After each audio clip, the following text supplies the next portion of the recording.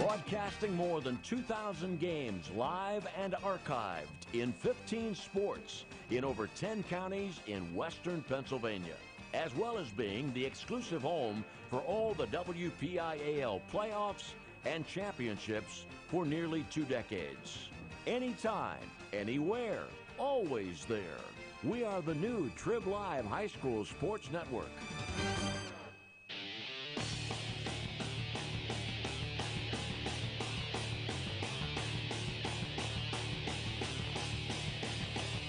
Welcome to PIHL Hockey 2017, here on the Trib Live High School Sports Network.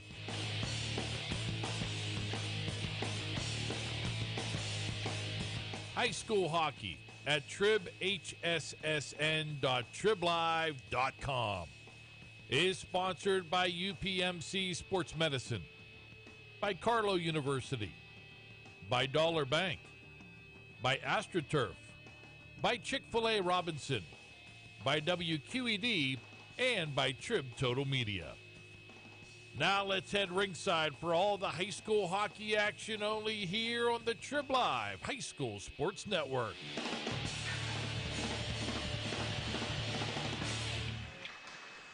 Very pleasant good evening. We welcome you to Delmont, Pennsylvania for continuing coverage of PIHL Hockey 2017-2018 right here only on the Trib Live High School Sports Network. This evening from Center Ice in Delmont, it is a pivotal matchup in Class AA as the Latrobe Wildcats visit the Franklin Regional Panthers. The Wildcats come in 24 points on the year. They are 12-5 right now in AA. Franklin Regional, they are 10-6-0-1, 21 points. Greater Latrobe, now they are in the playoffs right now. They are currently the top seed out of the Southeast Division. And on the other side, Franklin Regional, they currently are the number 2, but they have yet to clinch a playoff spot in what is a very, very tight division of Class AA. Along with Sean Meyers, I'm Josh Rowntree, and Sean will start right there. You know, for Latrobe, they want to get that number 1 seed. That's the importance of potentially winning this game tonight, is that they can clinch the number 1 seed with that victory. On the other side, you have Franklin Regional. They've had a nice year. They're the number 2 team right now out of the Southeast, but they have to win this game if they want to get into the playoffs. Now, they'll have more chances. They'll have one more chance after that, and there's a good likelihood that they will be in, but it really starts tonight with a victory on their home ice. Yeah, and this Franklin Regional team, after back-to-back Penguins Cup titles in the lower classification and the single-A classification, moved up and got off to a good start, but they have not been playing their best hockey here in 2018. They've had some setbacks. Talking to Coach Brian Kurtz, he thinks his team's turned the corner. He's attributed that to his seniors and to his leaders. He said he thinks that those miscues are behind them, but certainly it's going to be a tough test tonight. This game does mean more, I think, to Franklin Regional being at home and wanting to redeem a previous loss to the Wildcats earlier this year. That one really disappointing, as Franklin Regional held a number of leads, including a 3-goal advantage, but ultimately ended up in the L column in that contest. Yeah, 6-5 was the final score of that game. It was a shootout victory for Latrobe back in November, right after Thanksgiving that game was played. And in that game, the 2 netminders we'll see tonight, Gage Handwork and Dan Soltes. Handwork stopped 26 of 34 shots. Soltes stopped 31 of 36. Gregory Ferry for Latrobe ended up with 3 goals on the night, had the hat trick. JT Schmizzy, one of their top players and one of the top players in all of Class AA, had a goal and an assist. Zach Kubitz had a goal in that game as well. Franklin Regional was led by Matt Sleva, who had a pair of goals. Nick Coretta, Trent London, and Kevin Kakenak each scored as well. And we mentioned JT Schmizzy, Sean, what a year that he is having as Schmizzy, now a senior. Boy, he's been doing it for a while. And he was just recently named the Player of the Month for the AA classification by the PIHL. He is the top player on Greater Latrobe, no doubt about that. 16 goals leading the way, 18 assists, also paces the team 34 total points. He's a player that his skill will jump out immediately, and all the people watching will be able to see when number 39 has the puck. He is a dazzling player, but it's an offensive group that really has done a nice job with its depth this year for Josh Warner. 87 goals for Greater Latrobe. That is the top mark in the Southeast Division, and tied for second overall in the entire AA classification. So it's more than just him, but certainly he is the go-to guy and the player that the Panthers are going to be looking to try to contain. These two teams actually have the two best defenses in AA as well. Franklin Regional tops that, and Latrobe is second. And you look at the Franklin Regional Panthers, and a couple of guys that have played big roles the last couple of years for them. They don't have Jamie Morrow anymore. He was one of their top guys a year ago, was just tremendous, scored 34 goals, 26 assists. But what they do have is Nick Coretta and Oda Virag, and those guys have really led the way, stepping up in place of Jamie Morrow from last year. Yeah, and they were terrific in those championship runs previously, but now they have even more of a burden in terms of shouldering the scoring for the squad. Virag has played in just 11 games, but has produced 29 points. He's had some injuries. He's had some illnesses. He's back at 100%, and that's big. And Coretta, he's just a leader. I remember talking to him after the team won its first championship back in 2016. As a sophomore, you could tell that he was a really mature player back then, even more so now. He leads the team with 30 points. Just about set to get it started. It is Latrobe and Franklin Regional. The Wildcats in the all-black uniforms with the orange and white trim. And Franklin Regional with the home whites with the dark blue trim and the gold trim on their uniforms as well. Franklin Regional controls in their own zone. That's Virag. Where's that number 68? Which, of course, many in the hockey community know belongs to the great Jaromir Jagr. In after the puck, and it's behind the cage, comes to the near side, and that is Burkhart. Puck thrown back across, tracking it down is Haynes. Haynes tried to step through a check. Getting a good piece of him, though, was Lane Ruffner. And now stepping up is Ruffner, and he'll clear it out towards center ice. There's Blake Rossi down the left wing, brings it in. Good shot on, good save made. First save of the game for Dan Soltesz down to the left, the starting netminder here for Franklin Regional. 17 games played this year, 853 minutes. He's played every minute for them here in this 17-18 season, and has a record of 10-6, 2 shutouts on the year. Rossi lets one go, and it goes wide of the cage. I'll battle for it as Burkhart goes in behind the net. Left one off to Rossi. Rossi backhanded one through traffic, but Haynes stepped up and cut it off. Now back on the forecheck here is Ruffner, and he'll play one off of the end boards, and it comes back around to Rossi. Rossi throws one towards the cage. It hits off of Soltesz and cleared out for a moment by Dylan Lee, but not all the way, and then stepping up and getting a stick on him is Jason Haynes. It goes all the way back down the ice. Soltesz, 2 shutouts on the year, 287 the goals against, and an .895 save percentage. Big collision behind the Latrobe goaltender. That is Gage Handwork. Down to our right as Handwork, the junior, 17 games played, has played nearly every minute for them this year. 845 minutes played, 2 shutouts as well.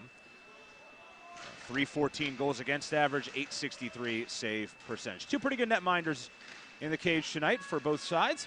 2 workhorses, as you said, as well. They are used to being in there, and Soltesz has been doing it for 3 seasons now. He was a freshman who guided the Panthers to their first program championship. He's only gotten better since then. Back-to-back Penn's Cup wins for, he's still kind of young netminder, only a junior, but boy, has he had a ton of success. In after the puck is Matt Sleva. Sleva then lost it, goes far for him. Now puck comes up in the middle of the air, trying to glove it down is Coretta, then he'll back it back down, and DeFelice will skate on and play it for the Wildcats. Does a little give and go with Zach Kubitz. Now it's up to Paxton Knupp. Banks one on these near side boards right in front of us here at center ice in Delmont.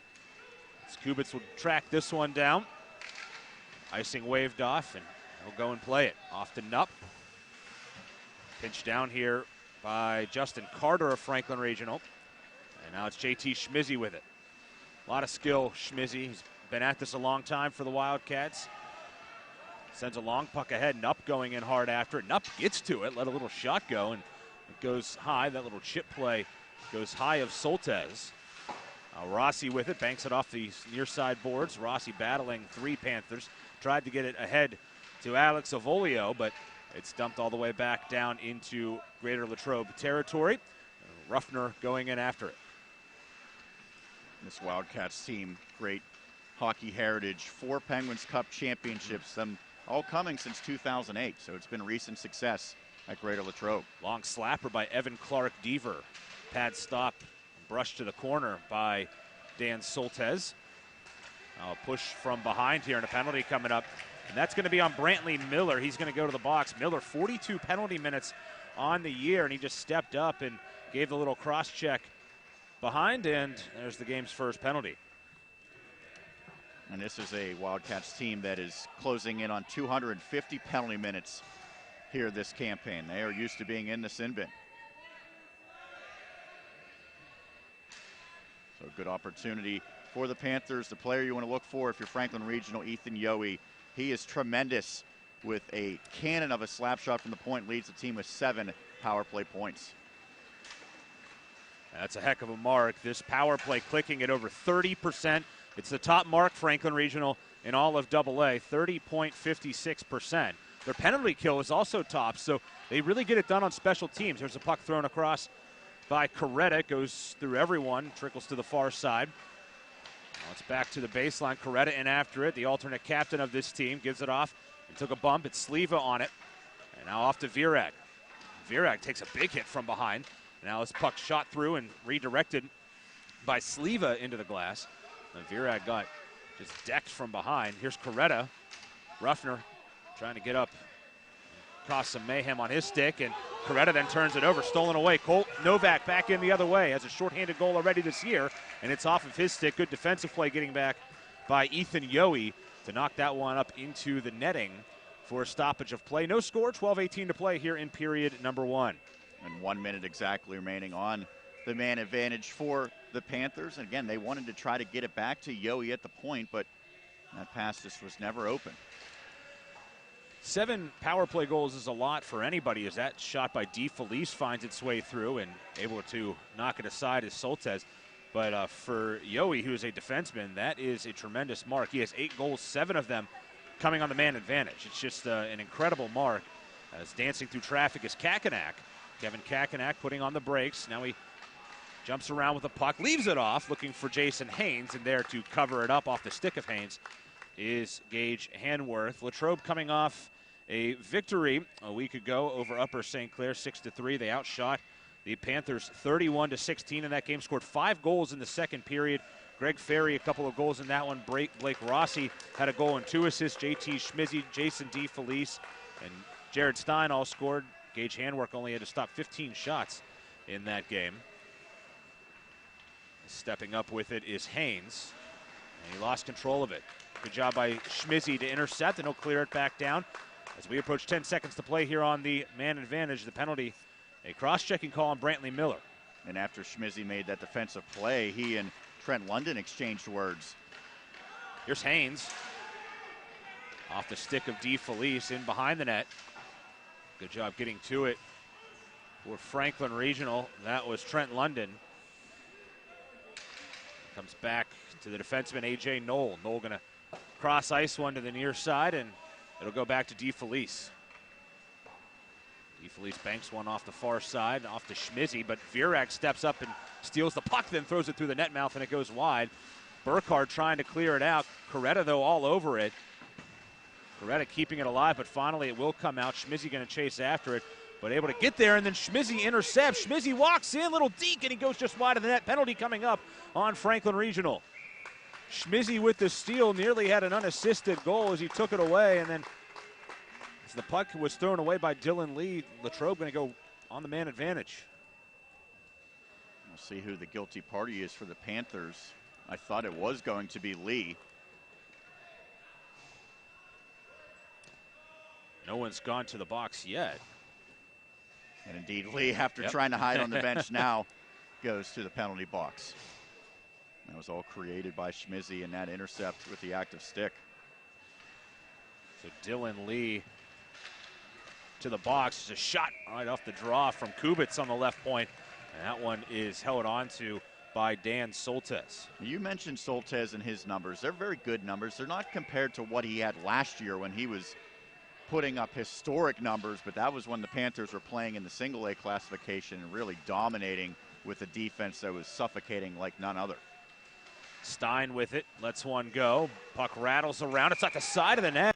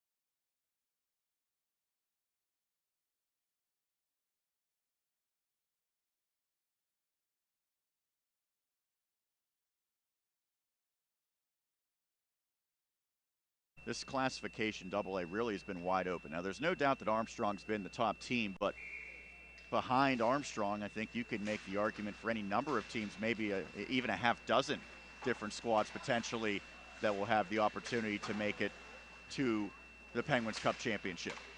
Low shot through by Jack Pecor, and it's knocked up ahead. Virag lost control of it. Stein tried to take it away, but a good defensive play made again.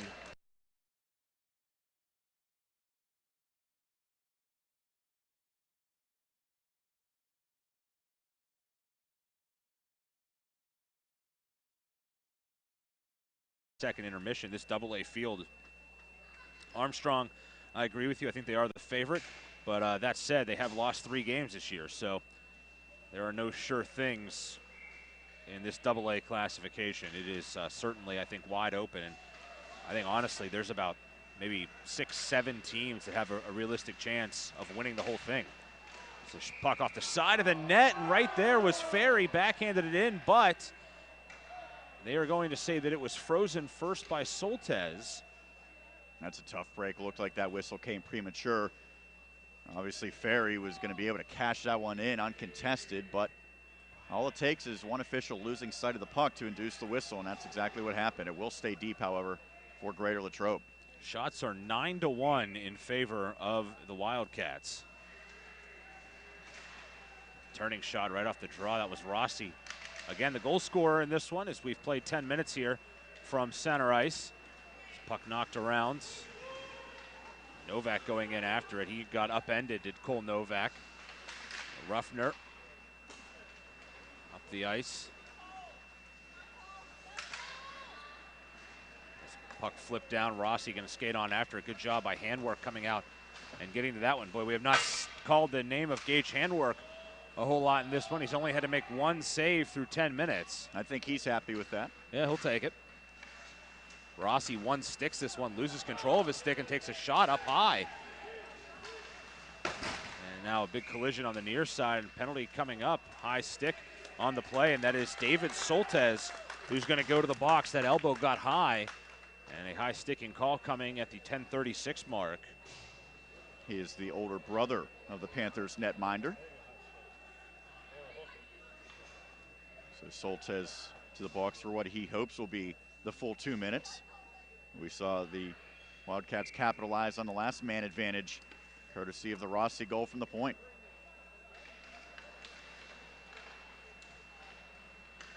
This puck sent in, and Dan Soltesz knocks it aside. Off to Schmizzy. Schmizzy works on it from the left wing circle. Cross ice pass right on the tape of Ferry. They work around. Oh, what a drive by Rossi, and it's just high. That was a rocket by Rossi. Here he is with it again, backhands it over to Schmizzy. Schmizzy working that goal line, walks it down, little backhander into the net mouth, and it's cleared but not out. Rossi stepped up and got it. Now Ruffner lets go a drive, and it finds its way through. Hit somebody in front. I think it was Ferry, that it may have hit his knee and then went into the net right past Dan Soltesz. It's 2-0. Latrobe in the lead. They have struck twice on the power play. Hockey can be a funny game sometimes. We saw Rossi with an absolute cannon, probably twice as hard as the shot that actually went in. But as you mentioned, Josh, bodies in front, whether it's a Greater Latrobe player or a Franklin Regional player, it hit off of somebody past Soltesz. And thus far, the Wildcats have been perfect on the man advantage. They have 2 goals to show for it. I'm not even going to try to guess who the goal scorer was. To me, it looked like Brantley Miller may have touched it, but Cole Ferry celebrated it, so maybe it did hit him last, but who knows? They might give it to Rossi after all that. We'll wait and see.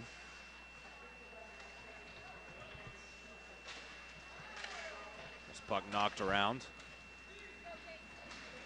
We'll get that information to you as soon as we can, but I think it's pretty clear that Franklin Regional is going to have to stay out of the penalty box for the rest of this game if they want to have a chance. That puck hit off a stanchion, it looked like, and took an odd bounce. Here's Burkhardt behind the net. Burkhardt coming out of there with it. Off to Ferry, who lets go a good shot. That one went low and wide. DeFelice then plays it back down. Good pressure here. 10-1 the shots in favor of Latrobe. Kubitz, he tried to keep it alive, but sent it in offside. Now back with it the other way is Alex Knoll. Knoll drives down. Kubitz off the side of the net is able to play it and knocks it out to Burkhardt. Oh, he fanned a bit on the shot, and Coretta stole it.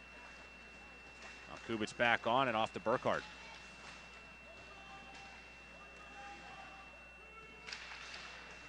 Right now the Panthers just not able to really sustain any pressure, although they do have an opportunity here on the rush. Here's Virag trying to go through, and a good play made by Ruffner.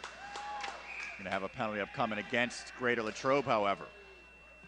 Another penalty here in this opening period, which has certainly seen its share.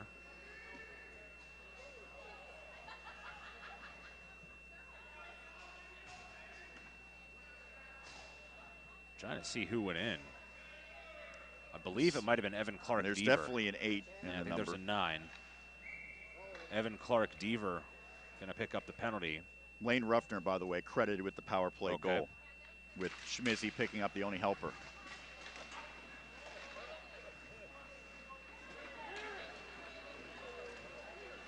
I thought that puck hit Ferry or Miller coming through, but officials maybe don't see that. They're the ones that give the call. And now an offside play here. So again, the penalty to Evan Clark Deaver. Well, specialty teams always loom large, especially when teams get to the playoffs, but that's been the case here. Greater Latrobe taking advantage of its 2 power plays. The Panthers not able to do so the first time around. They would love to, if not get a goal, at least get some momentum back, Josh. They are losing in the shot category 10-1 right now. I'd like to see them get at least a handful of pucks towards the net and force Handwork to make some saves.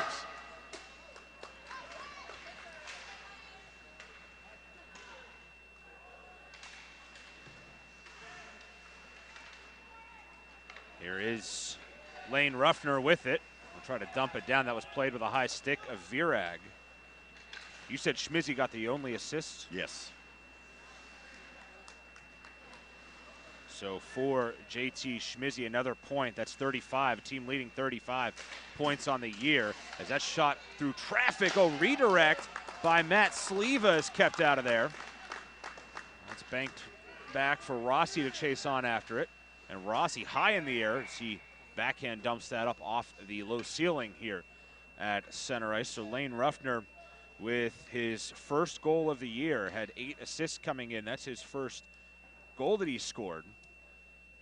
You could see why Yoe's so dangerous on the man advantage for the Panthers, although he now goes to the bench. He ripped that slap shot.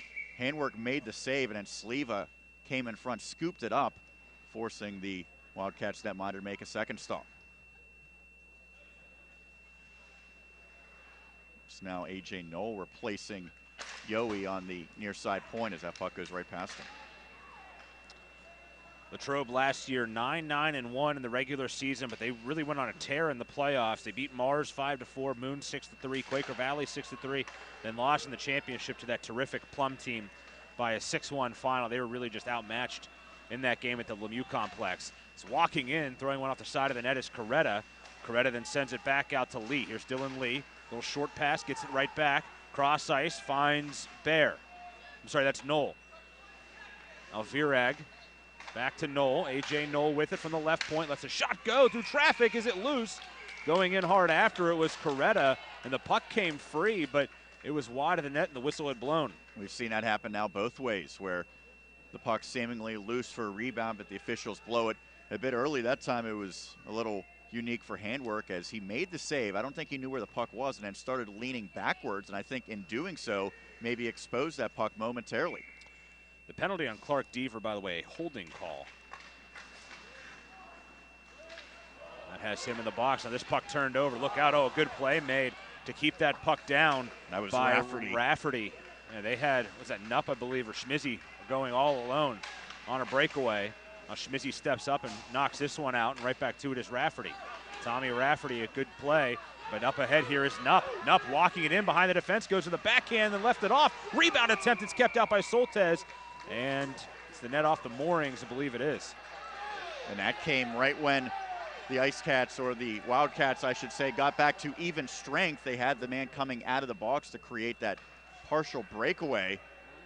We've had a lot of whistles for pucks seemingly covered, or maybe that time, like you said, possibly net off the moorings. It's kind of hard for us to tell from our vantage point, but the officials making a priority of making sure that they get that whistle sooner rather than later.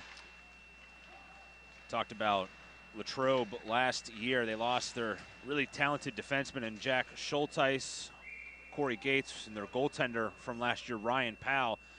Really Powell had kind of a so-so regular season, was 5-8-1 in the net, goals against up near 4, and then in the playoffs they were able to really win some high-scoring games. Their offense really took over Latrobe, and they were able to win some high-scoring games until they ran into the juggernaut of Plum, and the Mustangs moving up from AA to AAA, and moving up from Class A to AA is Franklin Regional. Here's a big drive by Rossi, and that one is patted aside, and nicely done there by Soltez. He's let up a couple just like that in the early going. This puck thrown towards the cage, hit Stein on the way through. That shot let go by Ethan Yohe, and then it's up and out of play. Franklin Regional last year, we mentioned in Class A, in the regular season, 17-1. They beat Westmont Hilltop in the first playoff game 6-0, then beat TJ 6-4, and in the championship, they topped Indiana 6-1. So both of these teams playing 6-1 championship games a year ago, one winning, one losing. One in Class A and one in Class 2A. And the Panthers were undefeated, I believe, until the very last game, or at least one of the last games. Yes. When they finally fell, nearly made it unblemished through the regular season. And again, the defense was just unbelievable all of last year. I think for the vast majority, they were under 20 goals allowed for the entire season. Trying to think back, and I want to say that it may have been Westmont Hilltop that actually beat them in the regular. McCourt. McCourt, that's who it was. I knew it was one of the Johnstown-based teams. Here's a shot from the right side, and that one steered aside as A.J. Knoll let it go through, hit a stick, and just went wide of the cage. A high stick on the puck and trying to get to it, and winning the puck is Franklin Regional. It's Dylan Lee. And now a penalty, maybe both ways. I think we're going to get two guys going here, it looks like. Yeah, I think they're going to get Ferry and Lee.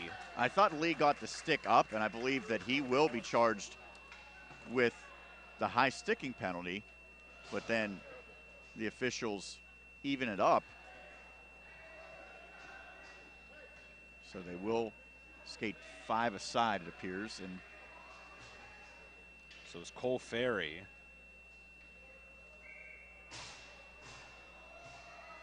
And Dylan Lee. Here's Virag right off the draw, trying to get back. Oh, good play by Clark Deaver to break that up. And then Virag, a big check. He's mixed up behind the play with Cole Novak. And Virag, I've seen him play a couple times now, has a lot of skill, good size, but definitely plays the game with a bit of an edge, too. Good little chip ahead by Sleva. Couldn't get to it. Nice play made in defense by Zach Kubitz. This play offside coming in. Talking to Coach Kurtz a few times throughout the year as I've done some feature stories on the Panthers that you could check out on the Trib Live High School Sports Network. Shameless plug. Of course. He's an interesting scenario in terms of, at times he split up his top two forwards, Coretta and Virag, and at times, including tonight, he split up his top two defensemen, Yohe and Rafferty, and there's obviously benefits to that, but I think at the end of the day, more times than not at the high school level, you do see those top players eventually paired together, especially if you're ever trailing in a game. So that is something he can always go to. But I think it's an interesting decision for a head coach. It is, and we have seen it a number of times with a variety of teams when you have, maybe 3 really good players. Do you put them all in one line and maybe sacrifice some consistency in your lineup for dominance from one line, or do you go the other way and try to keep it all consistent? Now here's a trip. That's a pretty obvious call there. Blake Rossi, a clear trip. As he knocked down Haynes coming through clear ice, and Blake Rossi going to go straight to the box. That was an absolute no-brainer there. He's not arguing that one, so Rossi, who got his team on the board first, goes to the box, and now he's joining his teammate, although it is, once again, just 5-on-4 man advantage for Franklin Regional. Since Franklin Regional to their third power play, they are 0 for 3. Again, they are the top power play team in Class AA. They hit on 30% of them, but 0 for 2 so far tonight. Good penalty killing here. This PK is 6th best as we hit the end of the period in this corner battle. After one here at center ice in Delmont, a good start for the Wildcats of Latrobe. They lead by a 2-0 score over Franklin Regional here in what is a very important Class AA game tonight on the Trib Live High School Sports Network. Back in a moment. The team at UPMC Sports Medicine doesn't just rebuild wrists and knees. They build better athletes. Athletes at every level who want to get stronger and faster and prevent injuries. Fact is, no other sports medicine program in the region is more experienced when it comes to treating, training, and inspiring athletes. UPMC, the official healthcare provider of the Penguins, Steelers, and you. Find out more at upmcsportsmedicine.com. People ask what drives me. It's the respect I have for my opponents, the trust I have in my teammates, a coach who treats me with dignity, and a university that has faith in me on and off the field. That's what keeps me focused, why I practice harder, play my heart out. I play to win. I play for Carlo. Tell us your story using #WhatDriveSYou.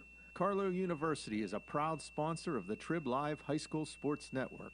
AstroTurf, a pioneer in sports surfacing, proudly supports high school athletics. Visit one of their 280 fields in the tri-state area to see their cutting-edge technology. AstroTurf's focus on R&D enables them to provide innovative surfaces that protect athletes and stand the test of time. AstroTurf now propels performance with iconic turf fields and legendary Recor-Tan tracks. They manufacture, build, and maintain a full range of turf and track systems for total quality control. Learn more at astroturf.com. If you're a working professional ready to move up in your career, Seton Hill University has a program just for you. Seton Hill's adult degree program offers flexible undergraduate degree courses in areas like accounting, criminal justice, business, and human services. The adult degree program has 5 start dates a year and offers convenient course times, financial aid, a 96% placement rate, and career services for life. Register at our next info session and learn more at setonhill.edu/ADP. Seton Hill University, this way up. Thank you, Sean. Franklin Regional on the power play to start the period. About a minute 40 when the period began. There's a shot from the right point, though, and a good save made as Ethan Yohe let that one go. The stop in net by Gage Handwork. After one period, shots 11-4 in favor of Latrobe. And the score 2-0 in favor of the Wildcats. That was Sean Meyers and Josh Rowntree. As this puck worked in a battle at the side of the net and an early whistle there. That puck seemed to still be free, but the net, and maybe the net off the moorings perhaps, or officials just blowing it dead quickly. I mentioned so much about Yohe and his ability to shoot the puck from the point. I think on the first 2 power plays, he sort of take abbreviated shifts, maybe only out there for about 45 seconds to a minute. That's a good save there by Handwork, who covers up. I would like to see him potentially stay out there for a minute and a half or maybe even the 2 full minutes if need be. This power play was broken up by the change in the periods, which should certainly help him extend his shift. Well, he's a sniper and he wears number 81. Maybe the conditioning not where it should. I don't think he's eating any hot dogs. Yeah. Here's Virag with it in the right circle. Gets it back to him, and a big drive yet again by Ethan Yohe, and the save made. We're just kidding, of course, with Ethan. Looks to be a perfectly suitable athlete out there, and you see that big drive let go. It remains 2-0, though, as that is another save here for Gage Handwork. I think this is a very important power play because Greater Latrobe certainly had the better of the play in the first period. Here's Virag, cross ice, finds an open man. That puck is into the net. It was let go by Tommy Rafferty, and it hit the blocker of Handwork, popped up and over, and it landed, it looked like, behind the goal line and then was knocked out. Latrobe doesn't like the call, but that is a good goal for Tommy Rafferty, his 3rd of the year, and it's 2-1. Yeah, never found the back of the net, but for Rafferty, he'll take it. He actually stopped the puck for about a split second. I thought he would have had a wide open net if he shot it right away. Wanted to make sure he had a good grip on the stick. Got it towards the net. Handwork got enough of it to deflect it up into the air, but as you said, Josh, it fell beyond the line before it was swept out of there. So a massive power play goal for the Panthers to trim their deficit in half. All three tallies coming on the man advantage in this contest. And the power play is so important. That is their 23rd power play goal of the year. Here with it is Bear. Puck knocked around, and it's dumped back out to Novak, but stolen away, and now chipped up into the netting off the stick of the goal scorer, Tommy Rafferty. And we know that Greater Latrobe already guaranteed to be heading to the postseason. The Panthers likely will be there as well. This is really a game that shows them that they're going to have to play clean hockey, and they can't afford to take these type of penalties once you get to the postseason because teams will make you pay. Panthers have lost 3 of 5 coming into this game. They are coming off a win, though, over Hempfield. Big road victory at Kirk Nevin a week ago. Rafferty getting back on it here in his own end, and he'll step through with it. The captain of this Franklin Regional team swoops up the near side. Rafferty then lost control of it. Rossi will dump it back out, but it's right to David Soltez. Off his glove, though, and Latrobe picks it back up right in front of their bench. And now, big collision on the far side. Better be a double minor on that. As collision on the far side. And one of the Panthers going to the box, by the way, to clean up the power play goal. It was Rafferty's goal from Virag as Oda picks up the only helper on that tally. Nick Zito, the guilty party in the penalty box now for Franklin Regional. Penalty comes 1:44 in. Nick Zito now with 30 penalty minutes on the year. It was kind of behind my eyes, but it looked like they got tied up in front of the bench, and then Zito maybe gave an extra shot to him to knock him down, and that caused the penalty. It's a roughing call on Zito. Good battle in front of the net between A.J. Knoll. Rossi. Yeah, Rossi trying to find that area with the screen. Miller was the Greater Latrobe player doing battle, trying to create some room in front. And that's kind of an area where sometimes you can get a little bit of an extra shot in. Miller just couldn't keep his footing there. It's going to allow the Panthers to run some extra time off. Puck sent down the ice. Over skating it is Jason Haynes. Coretta will turn and whip one back down. Latrobe on their 3rd power play of the night. They are 2 for 2 so far. Blake Rossi and Lane Ruffner with shots from the left point found the net, made it 2-0, and there's a shot by Ferry. Cole Ferry through traffic, good pad save made, and then a clear out of danger. That one flipped high in the air by Matt Sleva all the way back down. Now Coretta going in after it. Shoulder check. Coretta and Rossi. Rossi is active for a defenseman, is he not? He certainly is. Made a nice play to free the puck for his teammates there. Schmizzy off to Nupp. Nupp in the corner, back to Rossi. Rossi turns, then banks one high off the glass, and it was played with a hand pass.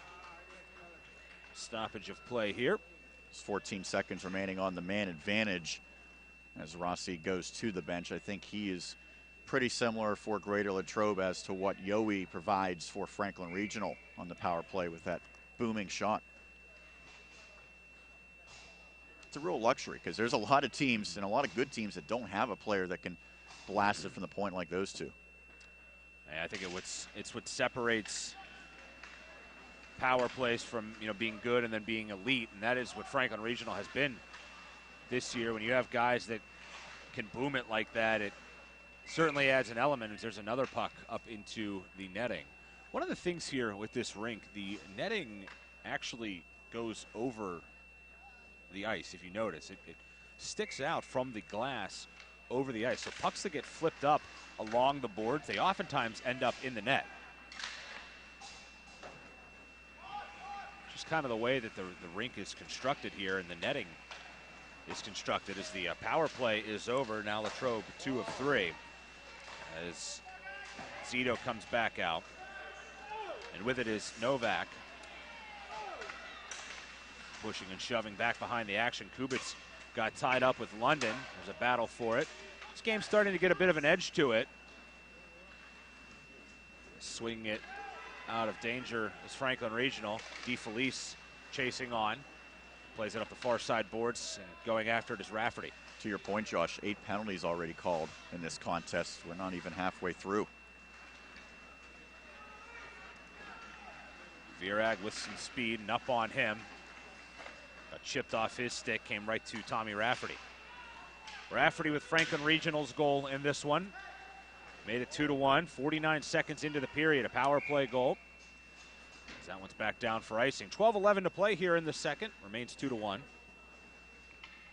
You haven't mentioned our great videographer yet, have you? I have not. Chelsea Rowntree helping out tonight. Prefer not to give her too much credit. Don't want it to go to her head. Not doing a great job. Appreciate the help on the video stream. Hope you enjoy it. Coverage of PIHL hockey. We have another game going on tonight. Penn Trafford at Upper St. Clair. That's a big game here in Class AA as well. Those two teams are 4th and 5th right now. 20 and 18 points here in the Southeast. So a pair of good games tonight in the Southeast on the Trib Live High School Sports Network. Then we'll have more AA action on Thursday. Hempfield at Pine Richland. That'll be a crossover game with the Southeast and the Northwest. Yeah, the Southeast Division, with how tight everything is, certainly all of the games taking on real significance this week. Down the left wing is Carter. Oh, colliding with an official is Rossi. Better get out of there. The stripes on. Now, an elbow from behind. And again, this game, the physical element, that was a blatant elbow to the back of the head by Carter. And that might be more than a roughing call. That might be a head contact call. And I think that could be what Latrobe appeals for here. I think it's just going to be 2 minutes, though. See, to me, that's a dangerous play. And fortunate with the 2 minutes. We'll see if sometimes they throw a 2 and a 10 on that. If that is the case. Oh, they took the 2 off the board. Oh, they gave penalties each way.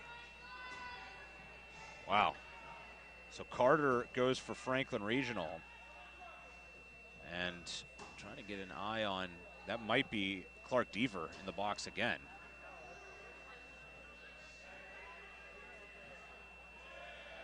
The penalties coming, however, 5:37 in. The coincidentals. There's a puck off the side of the net, and then a penalty. Someone got hauled down in front. It was getting tied up. Lane Ruffner and Kevin Kakenak. And it'll be, I think it's Ruffner. Ruffner to go off to the here. box as the Wildcats had possession when the whistle was blown. And now we're up to double-digit penalties in this contest. So that penalty comes 5:43 into the period. Didn't take long, just 6 seconds after the last penalty. We get another. Walking out here, a little spin move by Coretta. He leaves it off to Rafferty. Rafferty, a power play goal earlier, back to Coretta. Coretta, little saucer pass into Virag, wraparound attempt, and it goes wide. Now a battle for it, and finally Novak will clear it out. Heavy check, and it's sent back down. Novak, lucky that he didn't get a slashing penalty there, but he was able to make the play and clear the zone. 35 seconds have expired in the man advantage for the Panthers already. Here's Coretta. He gets hauled down.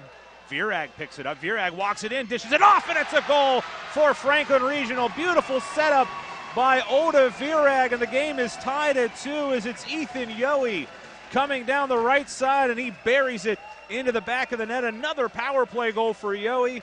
Franklin Regional 2, Latrobe 2.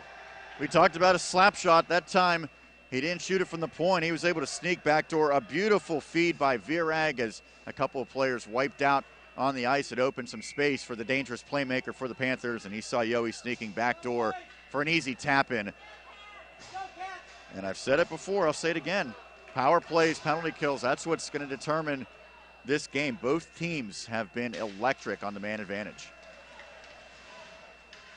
Franklin Regional now 2 of 4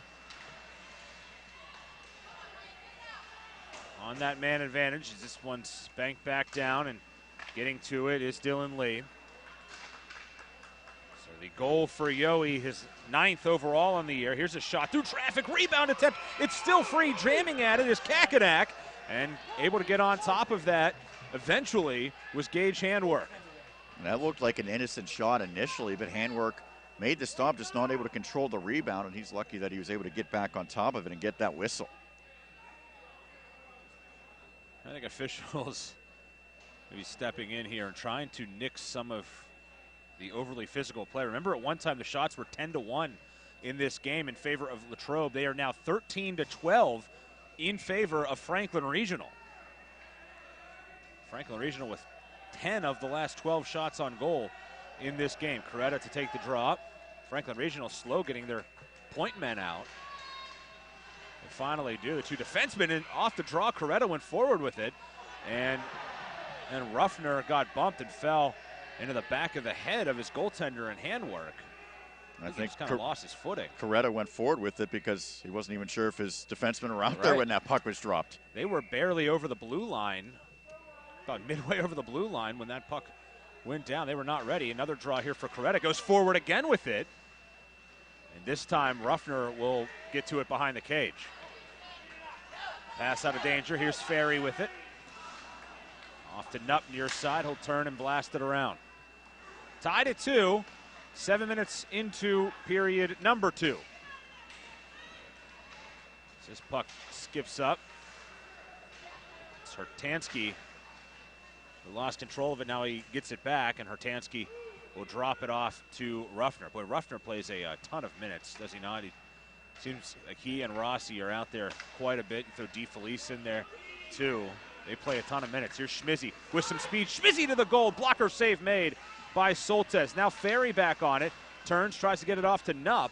Nupp being contested, and now a penalty called. Nupp was battling with Riley Bear, and I think Bear may be the guilty party here. Well, Schmizzy with a dazzling display of skill. He and a teammate came in 2-on-3. He was able to create off of it, and as a result, Greater Latrobe eventually, after keeping the puck in, draws the penalty against the Panthers. It is Riley Bear going off. Latrobe so far 2 for 3 on the power play. Here's Kubitz with it from the left wing circle. Fired one. That hit the glove, then hit the pipe behind Soltes. Oh, what a good shot by Zach Kubitz. Some of the big-time scores on the ice right now. This puck thrown in by Kubitz, and there's Soltes to collect it with 8:50 left here in period number 2.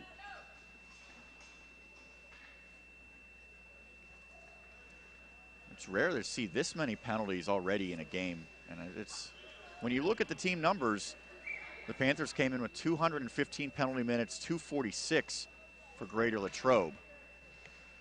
As Rossi back to his far point position. The puck cleared out right off the draw. Ruffner will skate on after it. David Soltes in after him. Rossi picks it up. Brings it ahead with some speed. Good puck moving defenseman off to Ferry. Ferry drifts into the circle. Shot on. Rebound. It was right in front of Soltes. Now back to Ferry, and Soltes with another save. Twice stopping Ferry on a couple of good-looking shots. And Dan Soltes, as he did early in the game, starting to step up and make some big saves. I think he might have lost track of that puck momentarily after the initial shot, but was able to stay in position and then react to the second shot by Rossi.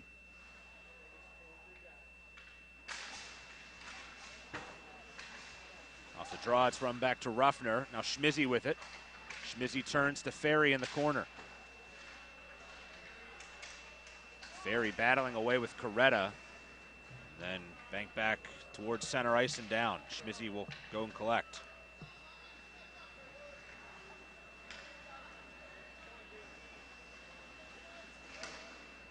JT Schmizzy with some good speed, puts on the brakes, gets a hit from Yohe. Brantley Miller out there lays a check. Back around to Ruffner. Left side, Rossi, a big shot. Oh, boy. And that caught Franklin Regional player right in the midsection. Got him in the hand, actually. And that is Matt Sleva. Yeah, and that's scary. Boy, yeah, that was a heavy slap shot by Rossi, and it hit him right in the hand. And he's doubled over, heading to the bench. Hope that everything's okay with him. Boy, that was scary. A puck shot that hard. Yeah, Rossi's not the guy you want cranking a slap shot into any part of your body. By the way, Virag did get the only helper on the Yowie power play goal. So he now has 2 assists in the contest for the home squad.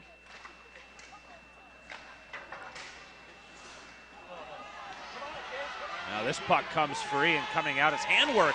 He gets to it before Kakenak can. Looked like there's about a half-second hesitation by handwork, but he made up his mind and ultimately was able to get to that puck. Now Ferry back in transition, lets one go, and a high save made by Dan Soltesz. 12 seconds remaining on the man advantage for Greater Latrobe. As the Wildcats take some of their big power play threats off the ice. Kubitz and DeFelice to the point. Nupp going in after it is going down to the ice for Latrobe was Cole Novak, and now here's Virag. Virag goes around to check. Virag has Rafferty in front, tried to get it to him, but it comes free to Coretta, who lets the shot go, but a good save made by Gage Handwork. Coretta, a very dangerous player, was able to pick that puck up in the slot. I don't know that he had much net to shoot. I'd give credit for Handwork being in good position. 7:11 left here in period 2. Coretta to take the draw for Franklin Regional in the offensive end against Novak. Goes forward with it, and then he likes that move, doesn't he? Going forward off the draw, and then this puck up again into the netting that hangs a bit over the ice here. Face-off to come back in the circle. No, now they're going to move it out. They're going to say it was knocked out by Franklin Regional, and it's going to come out of the zone. The officials conferring, getting the call right, it appeared. Looks like Brian Kurtz maybe not too happy with the call behind the Franklin Regional bench. Here's Virag with it. And Virag going to throw this one off the netting again. I've seen more pucks into the netting here tonight than I think I've seen all season collected. It has been a frequent stoppage of play in this game. We're just over 10 minutes through period 2. Talked about Coach Kurtz in his 5th year. Coach Josh Werner's done a great job at Greater Latrobe. He was at Ringgold previously. He's another good guy to talk to. He's been very helpful over the years. Puck dumped down in after it is Dylan Lee. Nupp giving chase, and it's banked off the far side. And now Virag picks it up. Could be a 3-on-2. Virag into the attacking zone. Has Coretta going to the net. Gives it off. Good shot on. Save made. It's Trent London let that go. And right there forward was Gage Handwork. This has been quite a turnaround from how this game began for the Panthers, generating chance after chance here in this second period. Just 4 shots in the opening 17 minutes. They now have 15.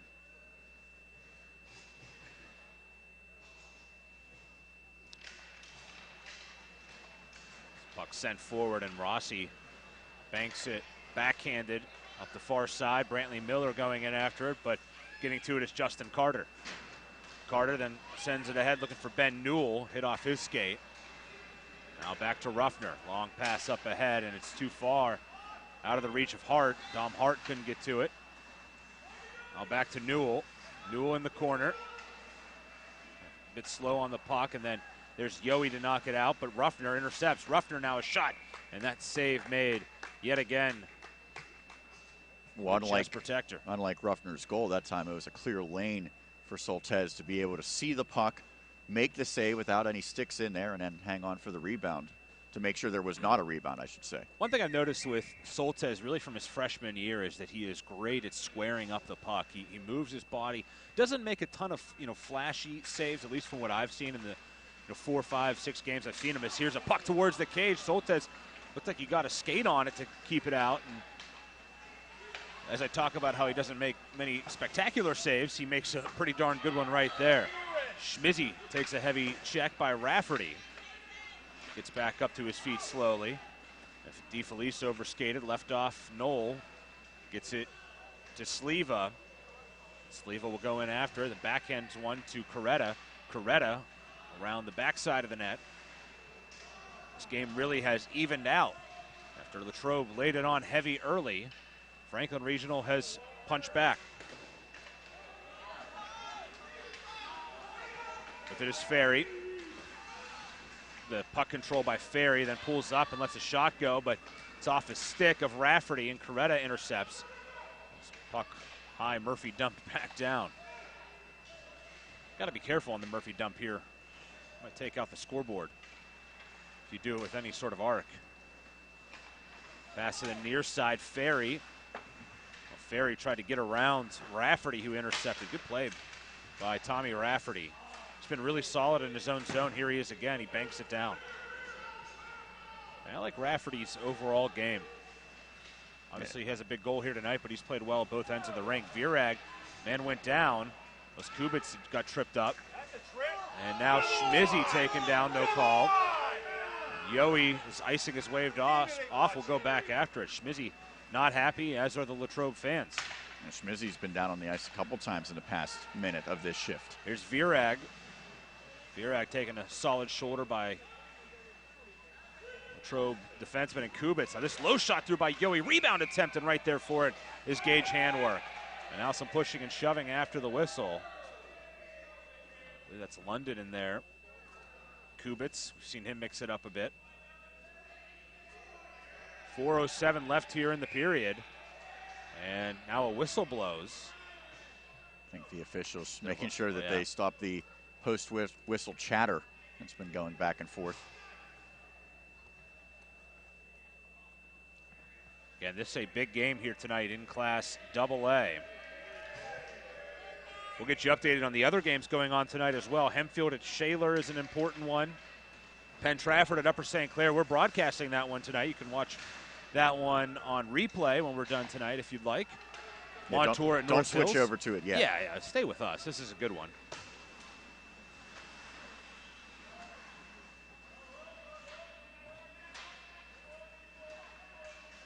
The guys down at the Ice Castle working tonight. I think Jess Slevo filming that. Kevin Zelmansky, I know, is down there. This puck is sent through by Rossi. Comes over to Barnhart in the corner. Back behind the cage. And after it is McCutcheon. Colt McCutcheon then lost it. Taken by Carter. And Ruffner to it. Got tied up with Zito. Just over 3 minutes left here in this second period. Rossi. Cross rink finds Ruffner, and he'll send it back down. Played off the near side boards, but right to Rossi. Rossi tried to do-si-do through some traffic, got around Carter, but couldn't get around David Soltesz. Now Burkhart picks it up. This has been our longest span of penalty-free hockey we're playing now. And I think whistle-free hockey as well, knock on wood.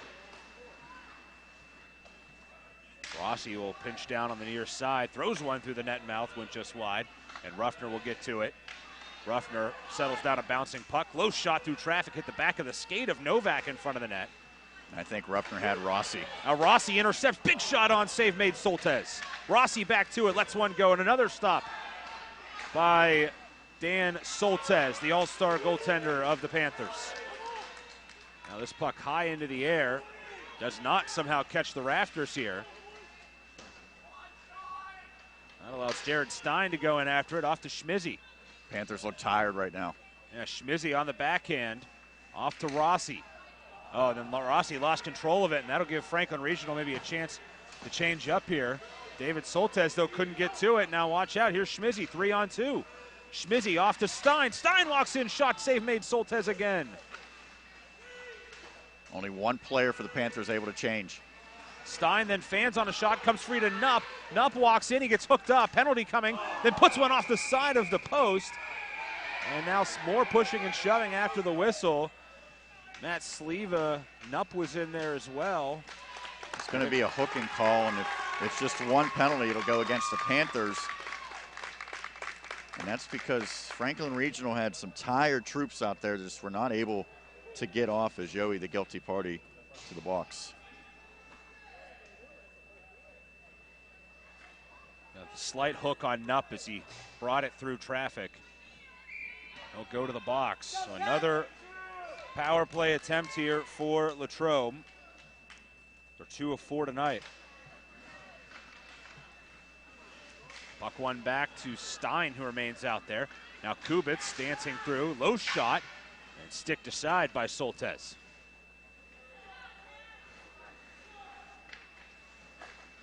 Kubitz takes the pass from Novak. Dishes it to DeFelice. Nupp behind the cage. It's kind of an interesting group of players out here right now for Latrobe on this power play. Schmizzy not out there. It's a shot from the left circle by Stein. DeFelice coming down after it and sent back all the way out.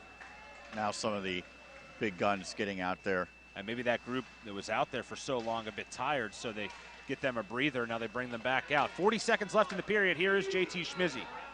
Down the left wing, into the circle, cuts it back. Schmizzy, low shot save made. Soltesz, still it's free. Comes back out, shot to the net by Ruffner, goes wide. Soltesz was down. Still they fight after, and it's finally cleared all the way back down. And Franklin Regional looking for a change. Ruffner had a wide open net, was just a bit too high, and then Rossi nearly slammed home the rebound, just wasn't able to get good wood on it. Going after it is Knoll, A.J. Knoll.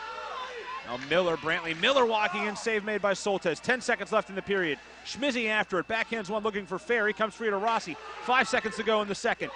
Puck thrown towards the front of the net, and then a shot back on by Schmizzy goes wide, and that'll take us to the end of an exciting period number 2 here at Center Ice in Delmont. We have played 34 minutes, and we're right where we started at a 2-2 tie between Franklin Regional and Greater Latrobe. Back in a moment here on the Trib Live High School Sports Network.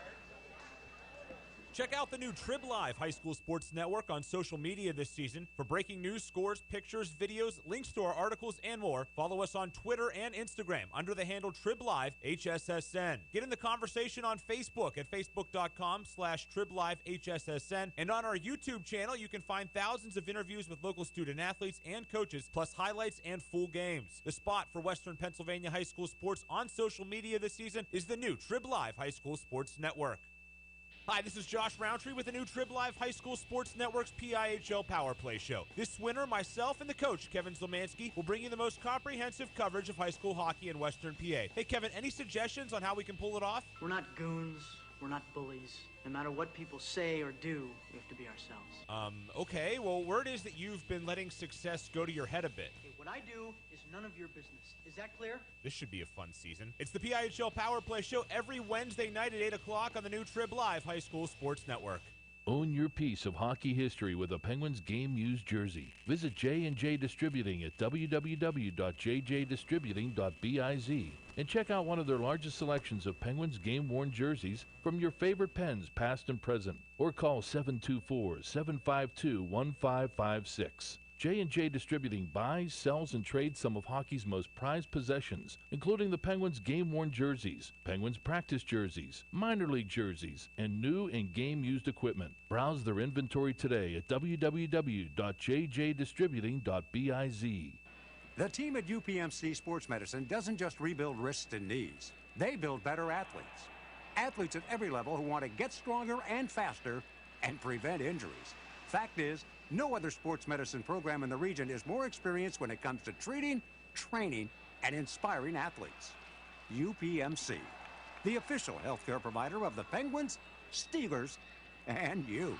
Find out more at upmcsportsmedicine.com. Hit the ice at Mount Lebanon Ice Center, offering the most comprehensive instructional programs in the area, including hockey, figure skating, and learn-to-skate classes for all ages and ability levels. Classes start soon along with senior and developmental hockey leagues. Mount Lebanon Ice Center also hosts Friday night teen skates and Friday after-school skates for younger children. Birthday party packages also available. Mount Lebanon Ice Center, serving the South Hills for more than 35 years. Call 412-561-4363 or go to mountlebanon.org. AstroTurf, a pioneer in sports surfacing, proudly supports high school athletics. Visit one of their 280 fields in the tri-state area to see their cutting-edge technology. AstroTurf's focus on R&D enables them to provide innovative surfaces that protect athletes and stand the test of time. AstroTurf now propels performance with iconic turf fields and legendary Recor-Tan tracks. They manufacture, build, and maintain a full range of turf and track systems for total quality control. Learn more at astroturf.com. For a weekly in-depth look at boys and girls high school basketball in the district, log on to the WPIHL Roundball Report every Wednesday at 6 p.m. here on the Trib Live High School Sports Network. Join experts Chris Harlan, Sean Meyers, and James Dotson for coaches' interviews and the latest hoops news around the WPIHL. Oh, and Don Rebel is back on the show as well. That's the WPIHL Roundball Report, Wednesday at 6 p.m. here on the Trib Live High School Sports Network. People ask what drives me. It's the respect I have for my opponents, the trust I have in my teammates, a coach who treats me with dignity, and a university that has faith in me on and off the field. That's what keeps me focused, why I practice harder, play my heart out. I play to win. I play for Carlo. Tell us your story using #WhatDriveSYou. Carlo University is a proud sponsor of the Trib Live High School Sports Network.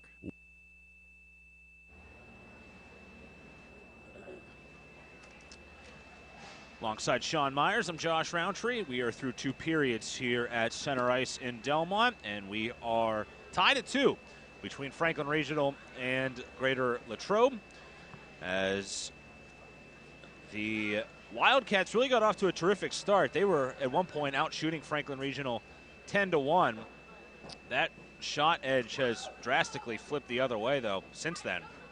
It's Franklin Regional, after 2 periods, leading 22-17 in shots on goal, Sean, as we now look at the scoring summary for the first 2 periods.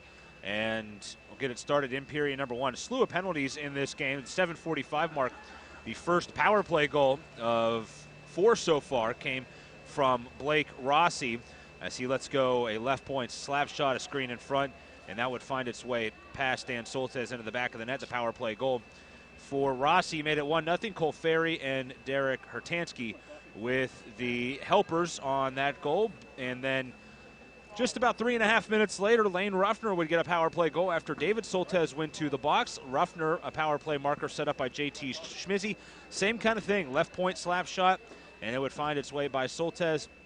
And the goal by Ruffner would be his first of the year, and that would make it 2-0. We'd play that way through 1 period. Shots were 11-4 after 1 in favor of the Wildcats, but 49 seconds into period number 2, Tommy Rafferty brings it to a 2-1 game.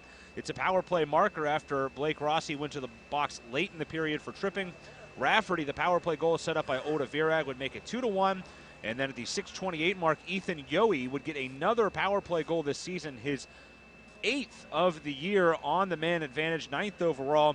And Yohe, the power play goal, great pass from left to right from Oda Virag, right to Ethan Yohe, and just inside of the right wing circle, he would bury it past the goaltender in Gage Handwork, and that would bring us to 2-2 after 2 periods of play. And again, the shot total is 22-17 in favor of Franklin Regional after 2 periods of play. I think a pretty good look at these two teams. I think they're pretty darn even, and really both of them have sort of controlled moments of this game.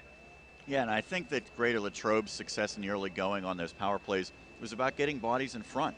Again, you talk about the 2 goals, both coming from the point, especially Ruffner's one. It just ricocheted off a body. Rossi's, there was a number of players skating in the vision of Soltesz. So I think that's going to be key, getting back to that, whether it's at even strength, 5-on-5 hockey, or on the power play for Franklin Regional, get bodies in front. And ultimately, I think if Greater Latrobe does that, they will have a great opportunity here, because I think Soltez is too good of a goalie. If he sees a shot, he's going to make the save. You're going to have to hope that you can get a redirection or impair his vision. On the other side, the Panthers really have done a nice job bouncing back in this contest, and they've been able to capitalize on the man advantage as well. Vireg has been terrific when he has some space. We saw how great that pass was to Yowie for the tap-in.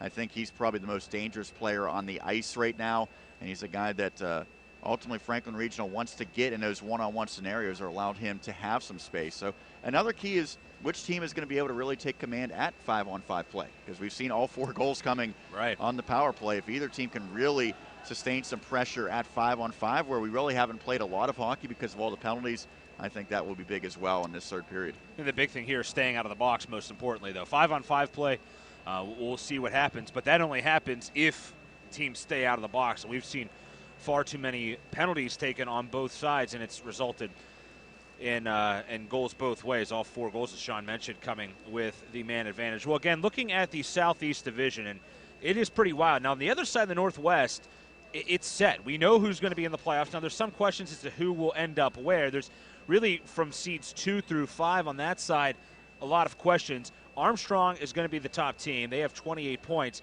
Then Pine Richland with 21. Pine Richland is not in action tonight.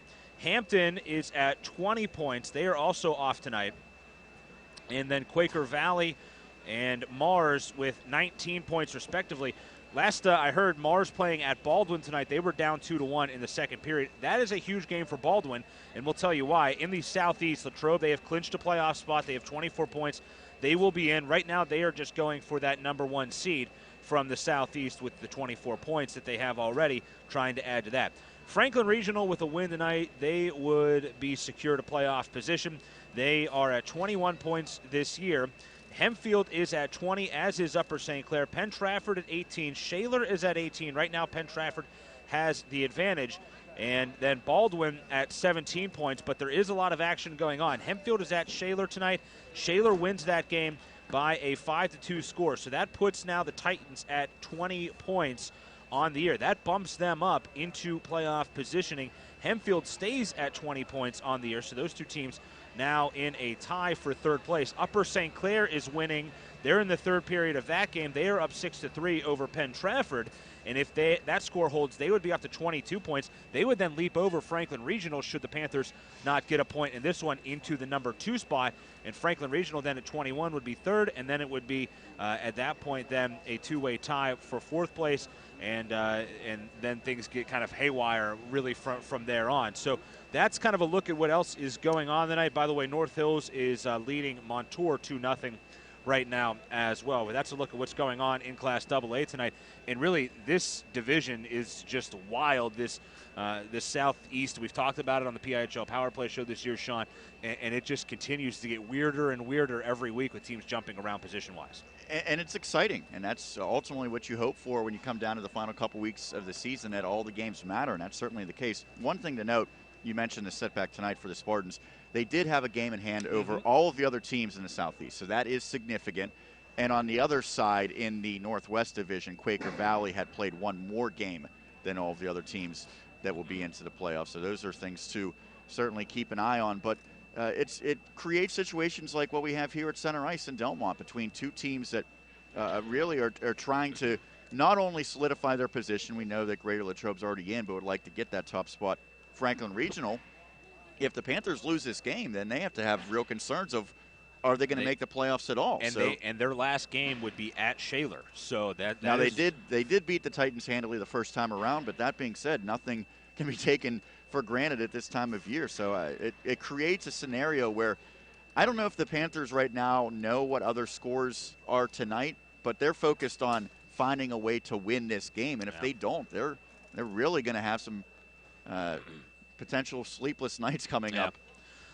I want to tell you about what's happening this week on the Trib Live High School Sports Network. Again, Penn Trafford at Upper St. Clair tonight. You can go back and watch that one. You can watch this one on replay as well on our site. And tomorrow we will have the WPIL Basketball Pairings Show. We will release the basketball playoff brackets. It's some diligent work going to be done by a couple of our broadcasters, including perhaps the guy sitting to my left right now, Sean Meyers, James Dotson, and Don Rebel will be on that show, and they will release all 12 playoff brackets in WPIL boys and girls basketball. They'll release them, and they'll break them down tomorrow night. On Wednesday, the WPIL Roundball Report, they'll talk about the playoffs, and they'll get you set for this weekend's hoops action. And then after that, the PIHL Power Play Show, myself, and what do you know, very busy guy this week, Sean Meyers will be on that show. And we already have one guest lined up from South Park, Michael Marinchak will join us on the PIHL Power Play Show this week. And then we are hoping to get the winning coach of this game on that show as well. We'll make the attempt. If not, maybe we'll grab the other. But that coach will join us. All the more motivation for these two coaches to win tonight. Boy. Well, you get to work even more this week if you win this game. Josh Werner or Brian Kurtz, we're hoping to get on the show on Wednesday as well, joining Michael Marinchak of South Park. On Thursday, Hempfield at Pine Richland, more PIHL action. And then on Friday, the WPIL basketball playoffs begin. A busy week and a great time of year is really over the next month. We're going to go from the end of the high school hockey regular season colliding with the start of the WPIL basketball playoffs. Those will end at the Peterson Event Center in early March. We'll get a Sunday off, we'll sleep, we'll rest, and then we will go right into the PIHL hockey playoffs, which will start in the first week of March. Exciting times in the Trib Live High School Sports Network. We'll take a quick break, and we come back. Period number 3 here from Center Ice in Delmont. The score after 2, it's 2-2 between Franklin Regional and Greater Latrobe. While the weather outside may be frightful, the winter high school sports is delightful. That's here on the Trib Live High School Sports Network. Log on to the Trib, hssn.triblive.com for weekly audio and video coverage of boys and girls high school basketball, WPIAL wrestling, and PIHL high school hockey. The warmth and the glow of the winter sports season may be heard daily on the Trib Live High School Sports Network. 2-2 as we head to period number 3. Sean, what are your thoughts for both teams on what they need to do here in this third? I think it's going to be important to get off to a quick start for both these squads. Yeah. The first 2 or 3 minutes could go a long way in determining this one, and we've mentioned it ad nauseum, but penalties. Stay out of the box, or if your opponent takes a penalty, make sure you get those best players out there on the man advantage and try to make quick work of any power play opportunities. Schmizzy and Coretta to take the opening draw. There's still time left on the power play, though. What a furious finish to that second period, by the way. Yeah, if that's any sign of what's to come, we could be in for a treat. And Ethan Yohe came out on the ice to start the period, but he has a penalty still to serve. There's 25 seconds left in his penalty, and he'll have to go back over to the box, but he was out on the ice. That would have been interesting if the official had actually dropped the puck there. Good job, heads-up play by the officials to realize there was time left. So again, 25 seconds as we're back underway. Here's Schmizzy. And Ruffner now with the fresh sheet of ice. Well, the puck plays so much quicker than it did just a matter of minutes ago as this one's banked all the way back down, moves quickly in on the goaltender and Gage handwork. And now Yohe allowed to come out onto the ice. He'll go immediately to the bench. Of course, he played it off as, he didn't know. And maybe he didn't. That's, who knows. I think more likely that he did not know. Here's a good pass. It was redirected back to Schmizzy, and then he maybe wasn't quite ready for it, and it ended up in the net. But that was just an awkward sort of pass that hit a stick and ended up right on the blade of Schmizzy right in front. Even at 2 between Franklin Regional and Greater Latrobe. And a ton of playoff positioning. Who knows, maybe a playoff clinching on the line here tonight. As this one sent across, a backhander attempt just wide for Cole Novak, looking for his 11th goal of the year. And now stepping out of Soltez, plays this one quickly ahead off the stick of Olda Virak. Now Virak going to chase on after it, going after Rossi. Virak got to the puck. Virak to the net, let a shot go, and then a redirect hit the side of the cage. It was Trent London that followed up. Player without a stick right now. Might be Rossi, I believe, who does not have his twig. Yeah, it's all the way up into the left circle. And now here's Burkhardt back on it. Burkhardt sends it down, and Soltez will cover. for the stoppage of play. A little surprised to see Soltesz cover that one after he had the outlet pass to Virag that really, all kidding aside, it created the offensive zone opportunity for the Panthers where they were able to get some good chances. If you can have a goaltender who can act as a third defenseman, it really does wonders for a team. Saw Seneca Valley a few weeks ago in Logan Johnson, and he's one of the better puck-playing goaltenders I have seen. One of the better goaltenders, period, when you look at his numbers. You're absolutely right. But his ability to play the puck and his calmness at doing so, I don't know if I've ever seen a PIHL-level goaltender play the puck with such ease as he did. That is a great weapon to have for sure. And here's a puck sent towards the cage. Battling from Steinen after it. And now it'll be sent back out. Trying to get to it was Kakinak. It got caught up in his skates, though, and now stoppage of play for an offside. Yeah, it was an offsides as DeFelice thought he had kept it in, but the official right there says that's not the case. Viewers 15. at home can judge for themselves. Yep, 15:03 left. I think we need to petition the higher-ups to put the little cameras on the blue line. You think they'll do that? Maybe we'll get a second one first, and then we'll start talking about all the tricks we can put out there. Here's a shot coming through traffic by David Soltesz, and covering up is Gage Hanwork. Hanwork's played a really nice game tonight. That is now the 24th shot on goal. He has stopped 22 of 24, and really, we talked about it in that first period. He wasn't seeing any rubber at all, and now all of a sudden, he's really had to kind of turn it on.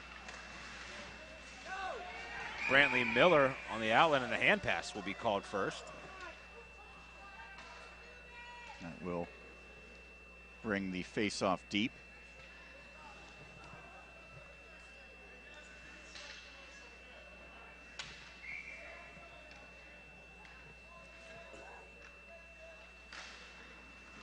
Face-off right wing circle, battle for it.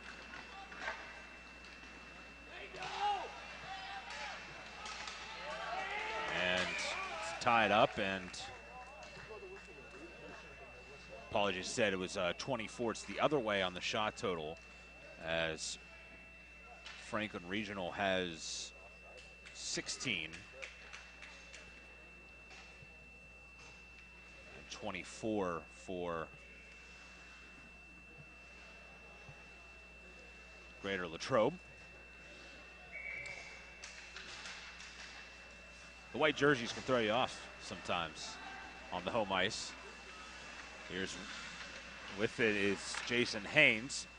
That one thrown off the side of the net. Haynes following up after it. And it comes back out, but that's going to be offside. Yeah, they will have to touch up.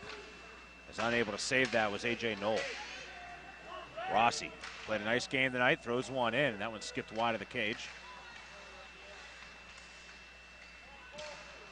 Dylan Lee hit the deck. Lee's a player who missed some time earlier this season, now back in the lineup, and really solidifies the blue line for Franklin Regional. London and Hayes, both players for Franklin Regional, got tied up. Now a shot just off the side of the net for Novak. And a rebound put back towards Soltesz, and he will hold on. Make the save. Fresh troops coming out both ways. 13:49 to go. This center ice rink, the home of Norwin. Penn Trafford, Kiski, which that surprised me that the Cavaliers play here. Yeah. The rink in New Kensington, probably no more than 10 minutes from Kiski's high school. St. Vincent uses this rink as well. As this puck heads towards Soltesz, and it'll be steered aside with the stick. Calmly done. We saw an overtime thriller in favor of Norwin before this contest. Norwin scoring with 25 seconds left to tie it. Now here's a shot by DeFelice, and it finds its way in. Another shot from the left point, another screen in front of Dan Soltesz, and another goal for the Wildcats, this one at even strength. And that's just a smart play by DeFelice. His fourth goal this season. He doesn't have a gigantic shot. He doesn't need one. He didn't try to do too much, made sure he just got the shot on net. And you said it, Josh. Soltesz again. I don't know if he was fully screened, but he wasn't able to track that puck. That's one that he's probably going to save if he's able to see it the whole way without any traffic. But Greater Latrobe did have those bodies in front.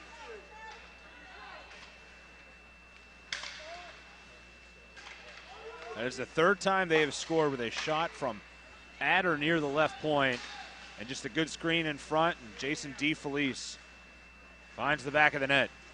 3-2. Wildcats with the lead. Now here's a shot low. Steered back into the corner. Virag on top of it. Tried to bank pass a shot to Yowie, but it went long of him, and now Jack Pecor going to skate back after it. Rossi put one towards the cage, and good job again by Soltesz stepping up to it. Oh, again, a pass right in front, and Soltesz able to hold on to that one. I think that's his best save of the night. Is it almost went between his arm and his chest, and he was able to kind of slide his arm in against his body to stop the puck from sneaking through. As DeFelice on the tally, helpers to Smizzy and Jared Stein.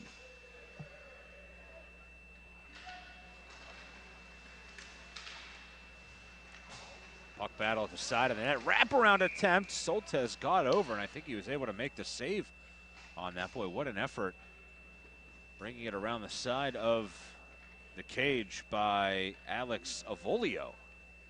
Avolio just one goal on the year, but a lot of skill shown there. Schmizzy, 2 helpers in this contest. Now from the draw, shot through traffic by Kubitz, and that's held on to by Dan Soltesz again. 6 Franklin Regional players made the All-Star game this year. Nick Coretta, Tommy Rafferty, Matt Sleva, Oda Virag, Ethan Yowie, and Dan Soltesz. 3 from Latrobe. As off the draw, oh boy, that could have been a penalty there as Carter got held up by Ben Newell. Newell grabbed him on the arm, wouldn't let him through traffic. This is Rafferty back on it. Throws one across, and it's intercepted by Brantley Miller. Now looking up the ice to Dom Hart. Hart with it, and shots and scores! Oh, out of nowhere! It's Dom Hart, his 3rd goal of the year, and it's 4-2. That one high and over the shoulder of Soltesz, and it got wedged in the side of the net. Well, the first 3 goals that Greater Latrobe scored, there was traffic in front. Soltesz not able to see it cleanly. That time, that was just a good shot by Hart from a tough angle, and one that Soltesz certainly, I think, would want back. That's a goal that a netminder of his experience rarely allows, but it could be a backbreaker in this one, as once again, the Wildcats up by 2 goals. Just a sharp angle shot, and it just somehow got up above him and then wedged into that top corner of the net. And that's why you take shots at sharp angles. You never know. You could beat the goaltender cleanly. You could force a rebound, hit pucks on net, and see what happens. This puck picked up by Knupp. Good job by Ruffner. It's all the way back down to Pecor.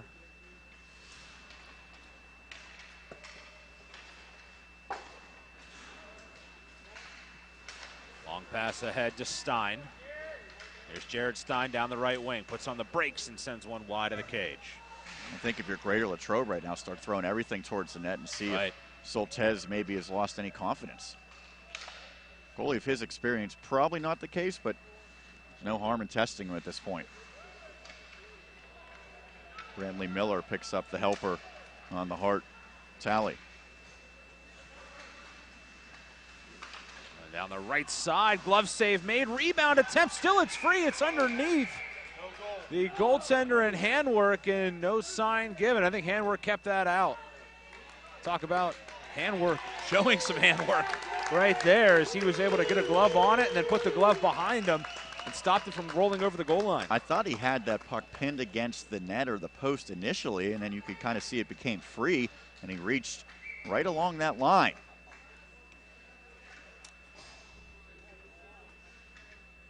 The one goal, was it Rafferty's that just barely cleared popped up the goal over. line? Yeah. There's a shot from the right point. Well, made it through traffic by Riley Bear, but patting that one aside. Again was Gage handwork. Been solid tonight. Bear in after it again. This one's flipped up, but it hits off of Jason Haynes. Back down into the corner with Bear skates after it. Oh, Bear then turned it over. Burkhart took it away, fires one, and A save made, and we might see a penalty after this. A bit of a late hit here up high, and I think Franklin Regional's heading back to the box. And when you're trailing and you need points, you need victories, cannot commit a penalty like that, and Riley Bear's going to go straight to the box. First penalty of this third stanza comes at the 6:35 mark.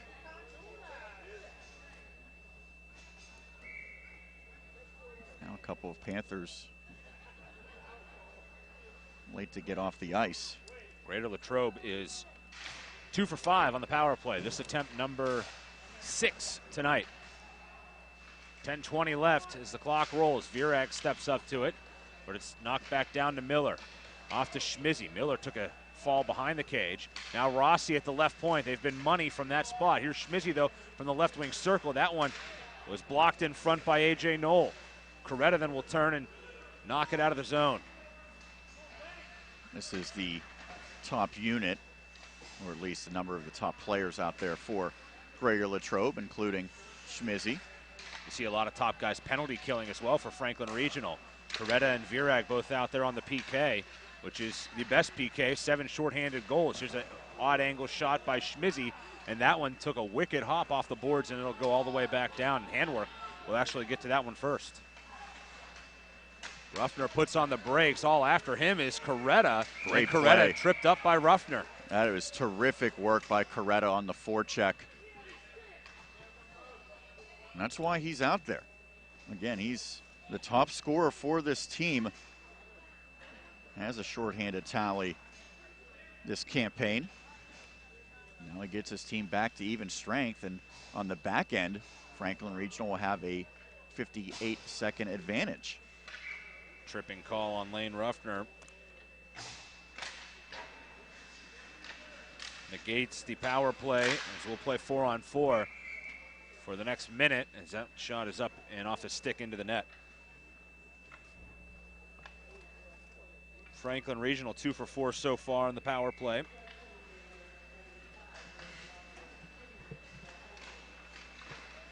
It's a holding call, actually, not a tripping call on Ruffner. This one's sent towards the front of the cage. Kept alive by Yohe. Oh, Yohe was open, waiting on it. Maybe too long here is Sleva. Sleva and puts one towards the cage and sets it down. Boy, they had Yohe in what would have basically been a 5-on-3 as Latrobe player had overskated. They had Yohe teed up at the left point, and they just didn't get it to him. Sleva put it on net instead. That's the one guy that you want to shoot from that position as he now exits the contest to the bench. And as I mentioned, we've at times not seen him out there for very extended shifts when he has an opportunity potentially, but playing 4-on-4, it is a little bit different than the power play. We'll see if he comes back when the Panthers do go to the man advantage. Kakenak trying to get around bodies, but Schmizzy right there to it. Schmizzy getting chopped at by Haynes and is able to take it back down the ice. Now Rafferty with it, intercepted and picked up. Ferry got a stick on it off to Schmizzy. Schmizzy, little stop move, then goes into the right wing circle, fires one, and it's up and into the net. As you see there, the skill by J.T. Schmizzy dangling with that puck. And even though he stopped twice and was basically at a standstill, he still was able to get a lot behind that shot. Pretty strong forearms and wrists to be able to do that. 8:32 to play. They're at center ice. 4-2 now the score. 2 goals in the period. 2 goals in the first for Latrobe. 2 goals in the second for Franklin Regional. 2 goals now here in the third period, back in favor of the Wildcats. Remember the first time these teams met, it was Franklin Regional who had the lead. Greater Latrobe came back. Franklin Regional extended that lead once again, but ultimately just couldn't hang on. Maybe the Panthers trying to reverse the fortunes. Good pass by Virag to Coretta and a save made. There he is again, Gage handwork. Good job by Dylan Lee also to jump him up into that play, even though he didn't get the pass on the back end to create the odd man rush in favor of the Panthers, and handwork up to the test. Handwork hasn't had to make a ton of saves tonight, but he's made some key ones for sure. Puck right side, it's Yohe now working the circle, gets it back to Rafferty. Rafferty, the high slot shot on, it's still free at the side of the net. Pound away at it, but right there, yet again, is Gage handwork. 38 seconds remaining in the Franklin Regional power play. As Kubitz back to the ice for the road team. Certainly been impressed with the Wildcats here tonight. Franklin Regional as well. I think a bad couple of minutes here in this third period. They still have a chance, though. There's a low shot by Rafferty, and that was kept out of there. It looked like it hit a skate on the way through and never actually got to handwork, I don't believe. So here's Coretta with it. Puts on the brakes, passes across to Sleva. Sleva waiting, dumps it to Rafferty. Back to Sleva. Odd angle shot hit the outside of the post. And it's dumped back out, all the way back down. 8 seconds to go on the power play as Rafferty collects. Perhaps one last rush. Now 1 second, the power play over. Sleva will take it and dump it down. Franklin Regional now 2 for 5 tonight on the power play. Yowie, lost control of it. Look out. Ferry going after it. And it's chipped up nearly out of play, but kept alive. That's a couple of good plays by Yowie after he missed that pass. Probably was going to be able to get a good shot off, but redeemed himself a pair of times afterwards.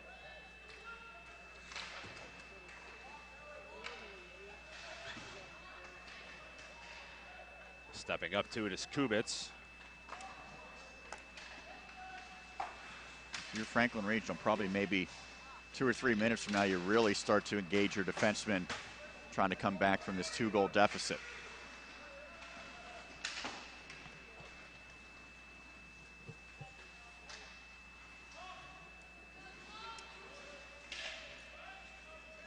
Puck high in the air and it will be settled down. In the corner, battle for it. Schmizzy able to play it forward. Sleva now with it. Well, Franklin Regional, 6:15 left. You know, it's not now or never, but the clock's certainly becoming an enemy of the Panthers. You'd like to get one soon and then make it fairly manageable to get another in the last 4 or 5 minutes of the game. You have a decent chance perhaps of tying it, but you got to get one, I would think, here in the next couple of minutes to make it much more realistic. Yeah, I would agree with that. Again, they have the firepower to do so right now. This is great work by Kubitz here battling. Oh, then Kubitz, looked like Kubitz maybe took a free hand shot. He went down. He went down to the ice and it looked like he took his right hand and, I don't know, maybe swung at Kakenak, or maybe he was just perhaps trying to brace himself, but I don't think we're going to get a penalty out of that. But Kubitz, I think, has to be careful there with that free hand. Well, that's the easiest way for Franklin Regional to come to get back in this game is by going to a power play. And that's probably the word from Josh Werner right now is let's just be smart here. There's a stick on the ice. Yeah, it was Sleva's. He lost it quite a while ago and actually had to make a long change when Franklin Regional still was in the offensive zone.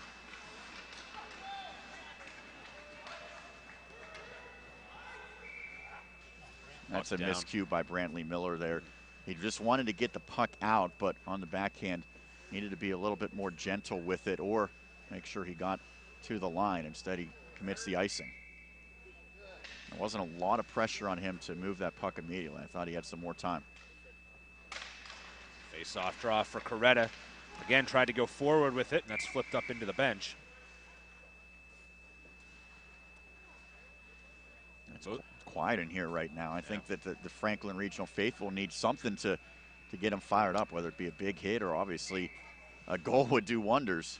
Now, those 2 goals kind of shell-shocked the Panthers fans a bit, and then maybe some sitting on the hands the other way of the Wildcats faithful, trying not to get too ahead of themselves. There's a puck towards the cage. Carter was in after it, but Ruffner will be the man that steps up to it. Now Carter in after it again.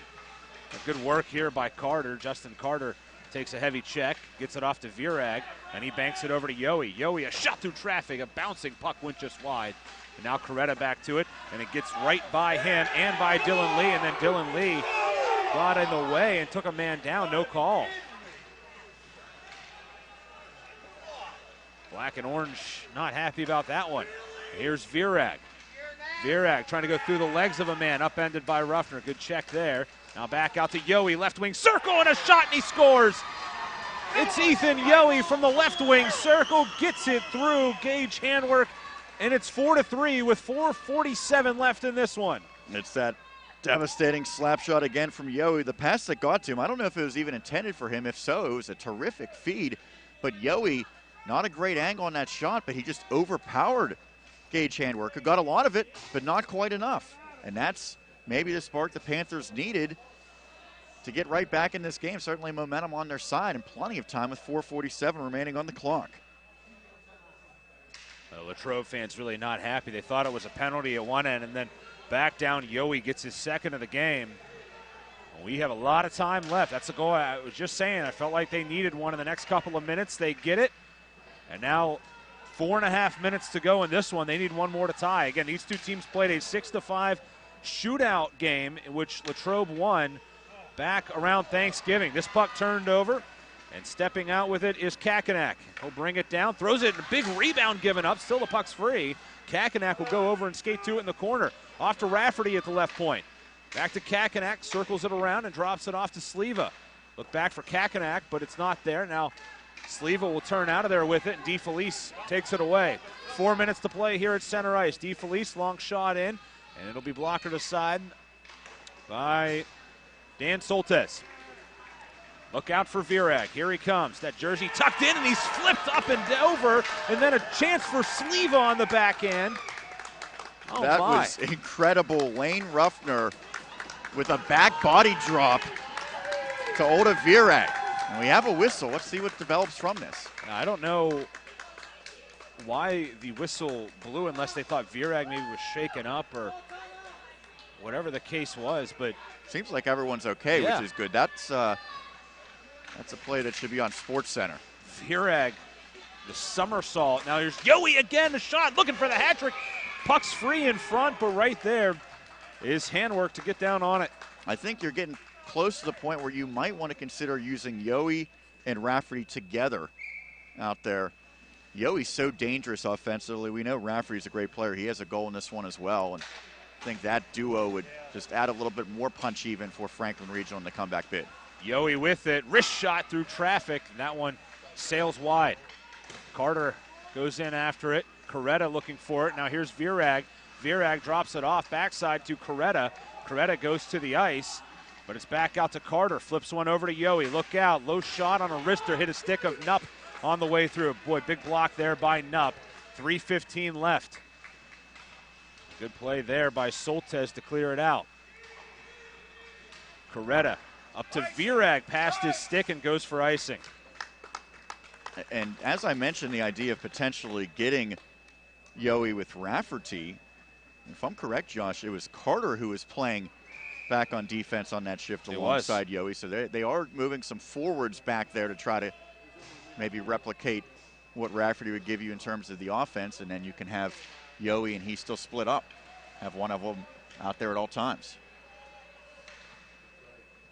Although they do go now with Rafferty along with Yowie on the back end.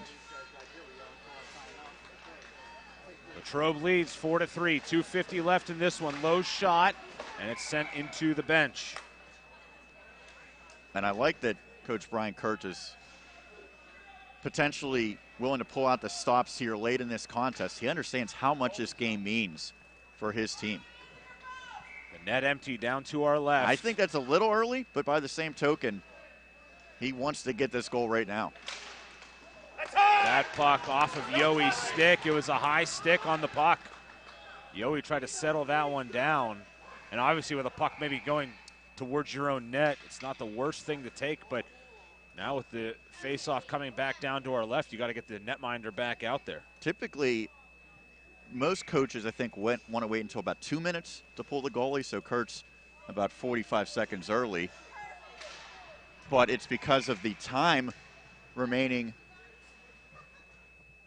before the time limit expires.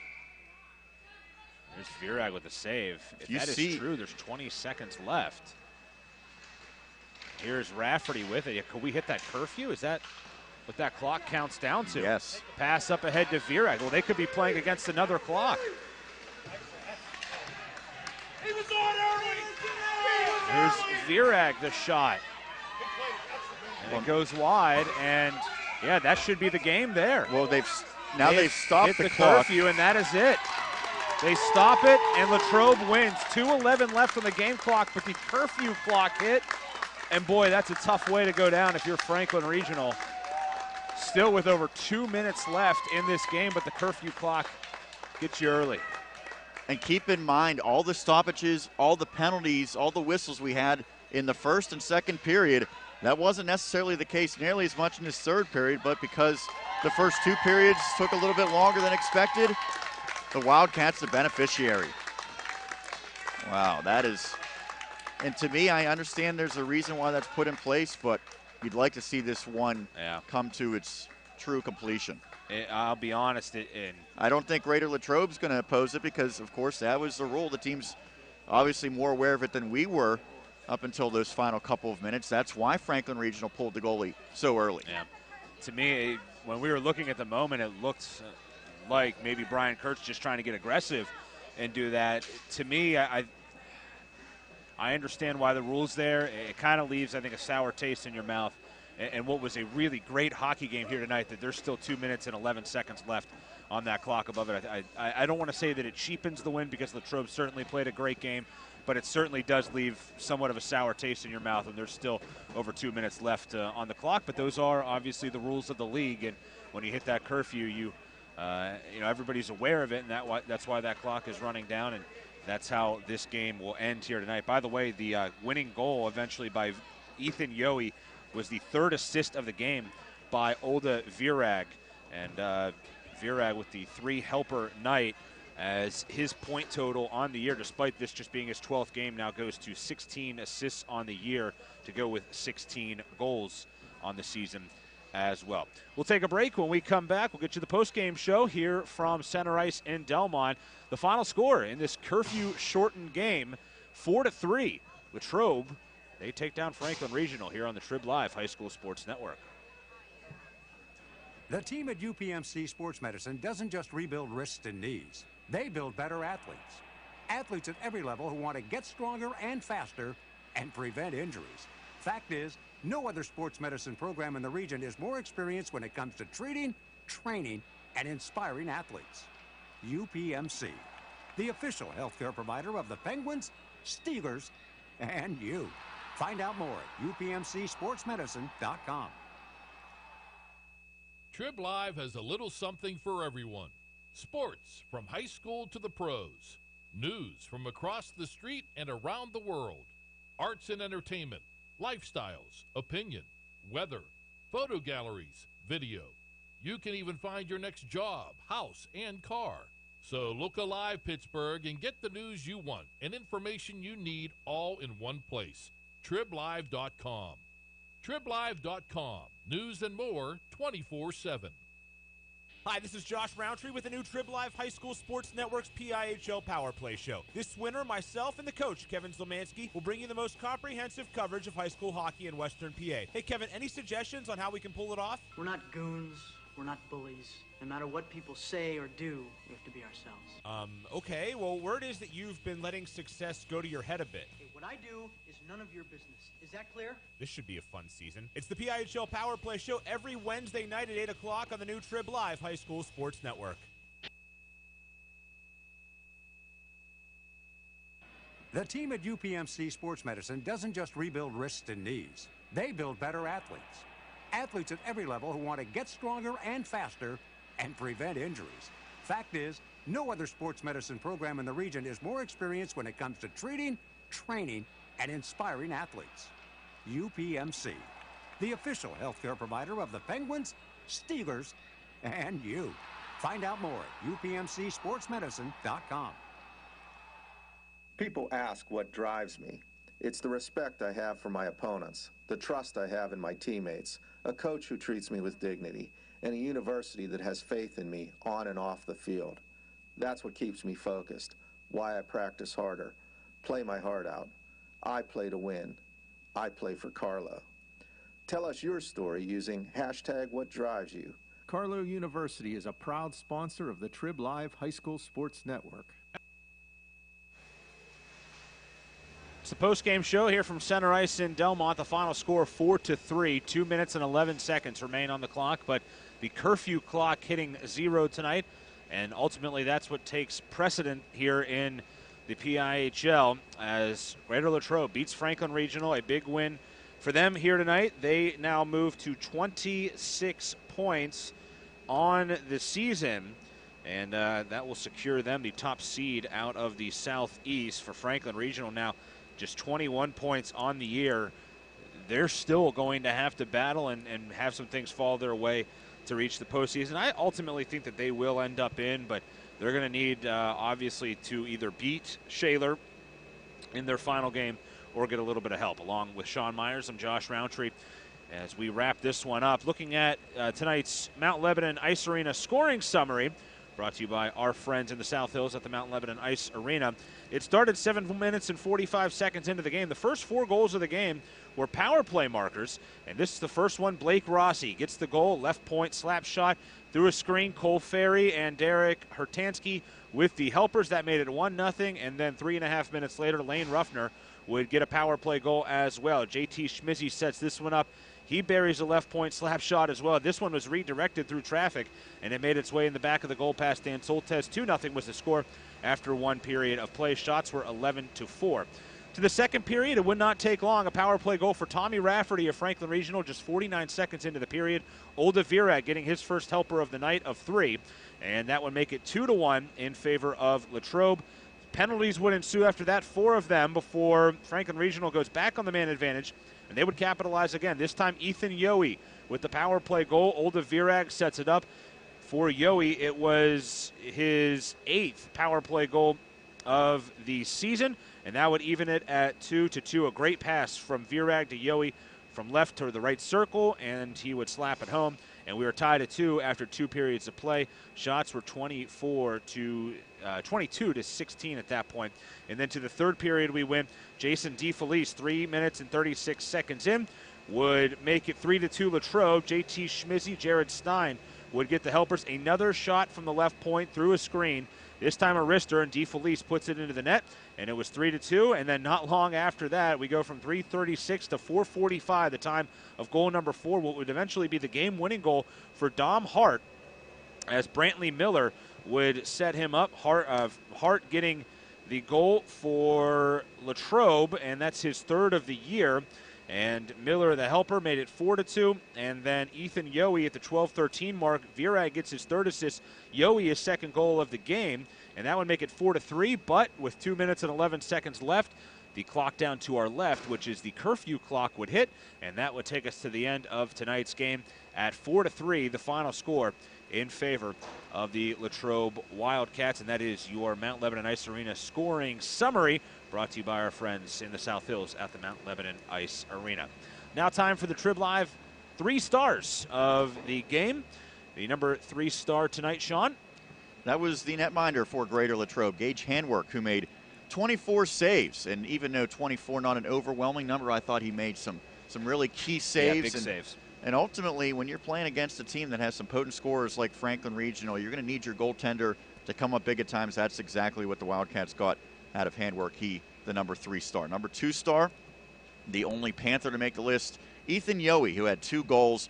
He was terrific in this contest, and I thought he did everything in his power to make sure Franklin Regional came out of here with the W, but it was to no avail, as the number 1 star goes to Greater Latrobe's blue liner, Blake Rossi. He had the first goal of the contest, and he was terrific throughout. He was a physical presence, and his offensive threat from the blue line, I thought, was a major key for the success of Greater Latrobe in this contest. So Blake Rossi, the number 1 star, with 1 goal in this contest. All right, Latrobe now 13-5 overall on the year. They are now at 26 points. Franklin Regional 10-7-0-1. They stay at 21 points. The Panthers will finish the regular season. They're hoping not the season in general, with a game at Shaler on Monday. Latrobe will finish at Penn Trafford, as that game will be played actually right back here at Center Ice at Delmont 1 week from tonight at 6:30 start in that one. Sean, final thoughts as we wrap this up here tonight in Delmont. It's, as you mentioned, unfortunate the game ends prematurely with the curfew. I don't know that that's really fair for these players out there. We believe that it was affected by the first game running a little bit long, and then all the stoppages between the penalties and the offsides, the cover-ups in the crease, the net coming off its moorings, that really played a major factor down the stretch. And you would have liked to have seen Wood Franklin Regional be able to come back and find a way to tie it up. We'll never know, but those are the rules, and Greater Latrobe able to take advantage by securing that 2-goal lead in the third period, and they made it stand. The first time these teams played was Franklin Regional had the advantage multiple times by several goals and couldn't hold it up. Tonight, Greater Latrobe was able to hold that lead late. One thing we do know is in a couple of weeks, curfew won't matter. We'll be in the playoffs, and that will go by the wayside when we get to the PIHL postseason. We'll have coverage of that here on the Trib Live High School Sports Network. By the way, there's still 2 seconds remaining on the curfew clock. If they brought the teams out for 2 more seconds, I don't know that it would make a difference. I don't think so either. The reason there's 2 seconds that they stopped, I think the curfew clock, but then more time kept running. Yeah, the game ended prematurely, I think. And this is going to be a great topic for us. Sean and I will be on the PIHL Power Play Show. We'll co-host that on Wednesday night. This will certainly be discussed at length. We'll also be joined on that show by Michael Marinchak of South Park. We're hoping to get Josh Werner on as well, but we will let you know for sure. You can follow us on Twitter, and we'll have updates of that. Trib Live HSSN is our Twitter account, as we'll have that for you on Wednesday night. That'll do it for us. Thanks to the coaching staff of Latrobe for their help before the game, Franklin Regional as well, Brian Kurtz helping us out. And thanks to Chelsea Rowntree for her help on the video tonight. Hope that you enjoyed watching tonight's broadcast. For Sean Meyers, I'm Josh Rowntree saying good night from Delmont. The final score, Latrobe wins it in this curfew-shortened game, 4-3 over Franklin Regional right here on the Trib Live High School Sports Network.